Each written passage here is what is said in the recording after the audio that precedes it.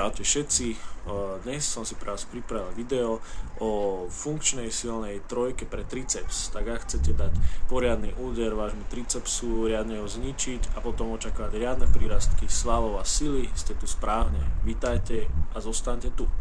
Prvým cvikom sú dipy na gymnastických kruhoch. Ak plánujete svoj tréning posunúť na vyššiu úroveň, zamente ich určite na miesto klasických dipov na bradlách.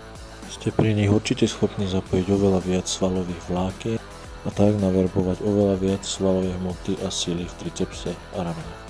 Kliky v stojke sú vraj kráľom cvikov ramien, no ja ich zaraďujem aj do svojej prezrutiny a tréningu tricepsov, ktoré dostanú zabrať poriadne nepochybne tiež.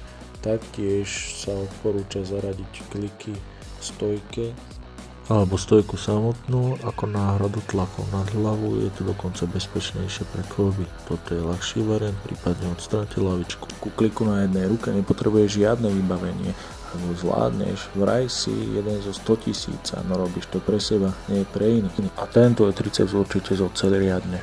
Vám teda takto prezradím, že v ďalších videách si budeme hovoriť niečo o tom, ako sa dopracovať ku kliku na jednej ruke a takisto o tom, čo je to izometrická sila a ako vám môže pomôcť vo vašich úspechoch a pri naberaní svalovej hmoty a sily, dokonca aj redukcii tuku.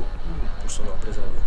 Tak, toto bola táto trojkombinácia pre váš triceps a som zvedavý a teším sa, čo napíšete do komentárov, prípadne ak sa vám video páčilo a ste zvedaví, čo bude ďalších, ktoré možno budú. Určite ma sledujte, lajkujte a komentujte. Tak zase na budúce.